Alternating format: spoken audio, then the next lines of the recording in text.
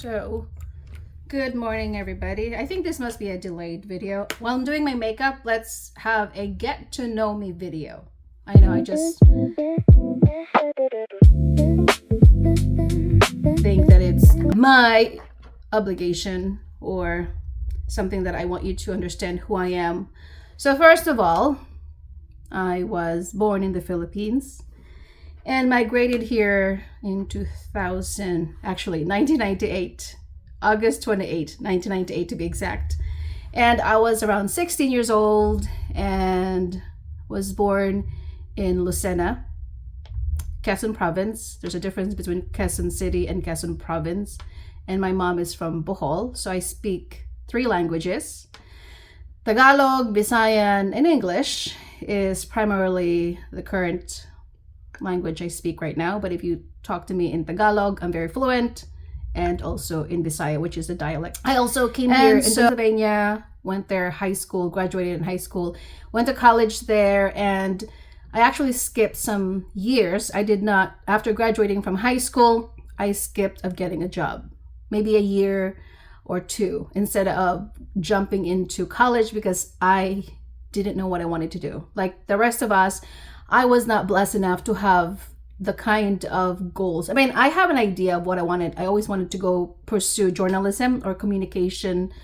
But then again, at that point, I was not prepared. My life was very chaotic at that time. I was going through some kind of personal abuse at home. If you know my story, my book is linked down below. In 2019, it was published through KDP.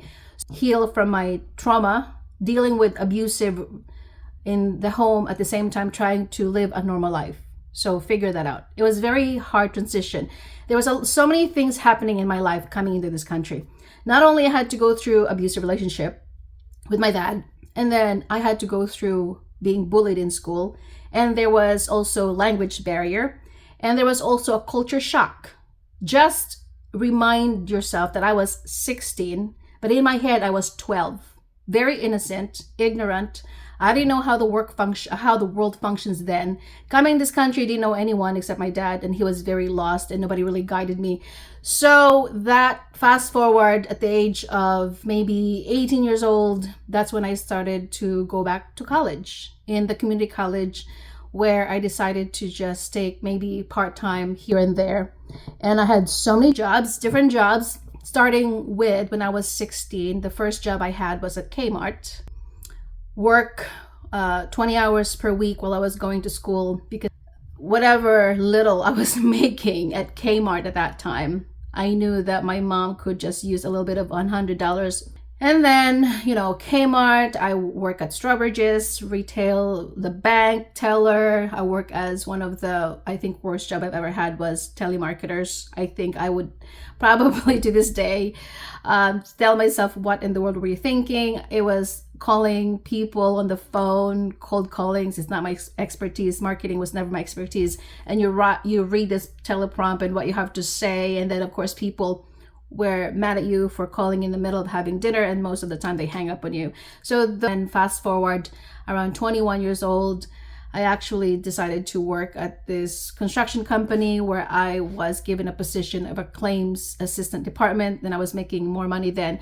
So around 22, I think that's the time I got kicked out. I don't want to get too personal, from my uncle's house, because we were used to live. I've been living from one apartment to another.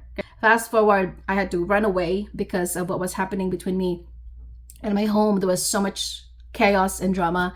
My life is nothing short of drama. It's like, the reality TV show. There was a time when I had to look for a studio apartment where I had to figure out how to make my own money and how to budget my money. And so living on your own, probably I lived for 7 years.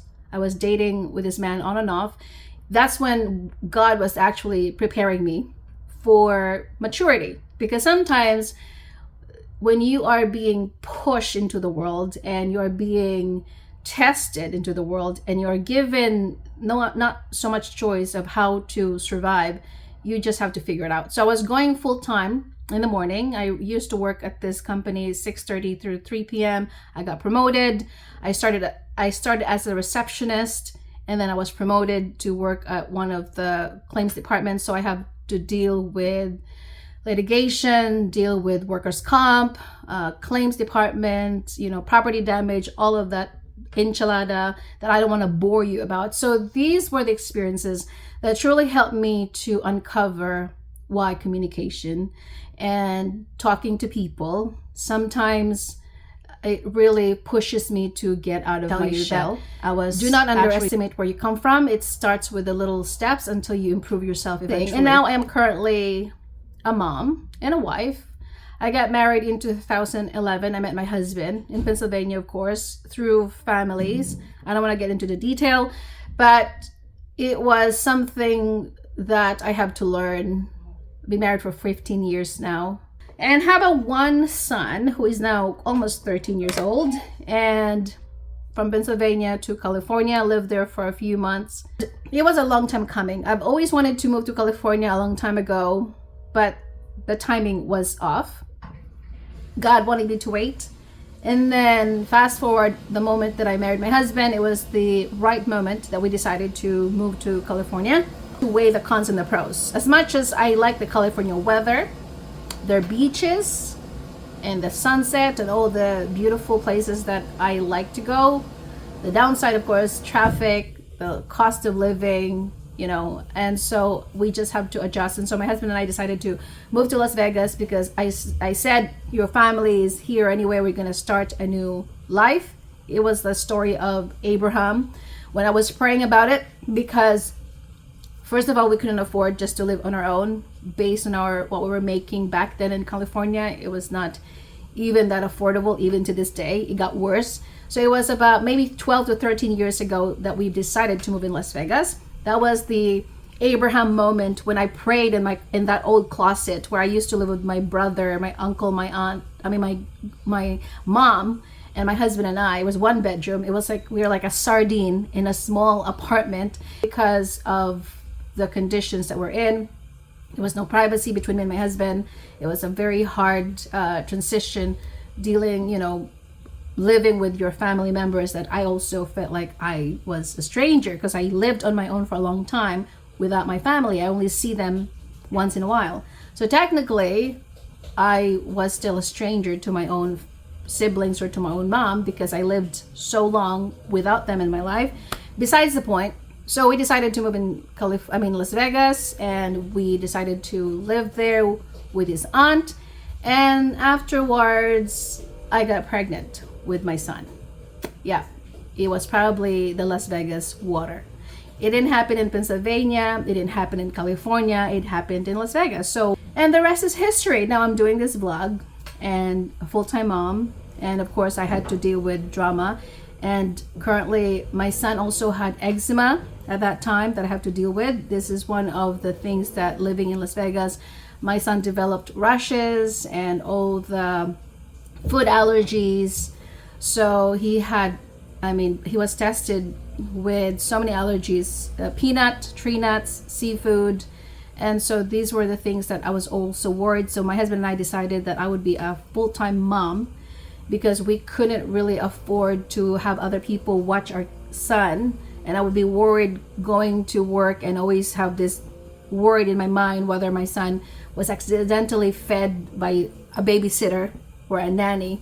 And at that time, I feel like, okay, making $12 per hour, $15 an hour for having another woman to watch my child, and you are at work, always worried. So at least I had many different jobs on and off between me and my husband. Coming here, I used to work at the, what do you call this? I also work temporarily. It was this business that was owned by this couple that I was going through the papers of they own like hospice and care homes. I would go through their papers and deal with data entry work or answering emails by their clients' requests. And I did that for a few months while I was pregnant with my son, while my husband was working at the place Excalibur. Inside Excalibur, it's like Avis Rent-A-Car. I don't know if they still exist today. Maybe they still exist. So then after I got pregnant with my son, also had to go through some dilemma for paperwork because I was not covered by the insurance. So that's another drama that I had to deal with while I was pregnant with with my son, the insurance drama and hoopla that I have to go through. And then I gave birth in 2013 with my son. I had to stay home for a longest time, deal with eczema. And then after a few months, my in-laws had to come over from the Philippines. But also, they also had some work that they had to do. So they had to pay off their debt back home in the Philippines. So they couldn't really stay with me and my husband for a long time and babysit. And so they had to go to have a care home or care. They had to work as a caregiver while my husband and I still stayed and deal with the whole parenting and the responsibility. And then after that, I also was able to work at Quest for maybe 7 months or so. So Quest was also another data entry. It was doing some work for this specimen, whatever you want to call it. It was from 6 p.m. to 3 a.m. Mind you, my son was still a toddler and I had to deal with his eczema. On top of that, I had to still wake up. So I had no sleep. I had sleep deprivation. I was dealing with my son's eczema and my husband had to work. So, and then we would have this kind of argument with my husband because I was not sleeping well. You know, I only had 3 hours sleep because by the time I come home, my husband had to leave and I had still have to cook, take care of my son because that's the time he wakes up. So those were some of the jobs I have kind of while working in Las Vegas. But because I decided to be a full-time mom, because my son is my priority and his health and his overall welfare, that's why my husband and I decided that, okay, I am just going to be a full-time mom, you know, taking care of him, driving him around to school, picking him up and dropping him off. And that was the compilation of my life as of now. And now my in-laws are currently living with us now because they're now old and they could no longer work as a caregiver. And so just see how life is full of surprises and life just keeps on moving, whether we like it or not. My son is now becoming a teenager and my husband's parents are now elderly that they need taking care of, especially my mother-in-law has a cancer right now that's just dealing with chemotherapy and radiation therapy.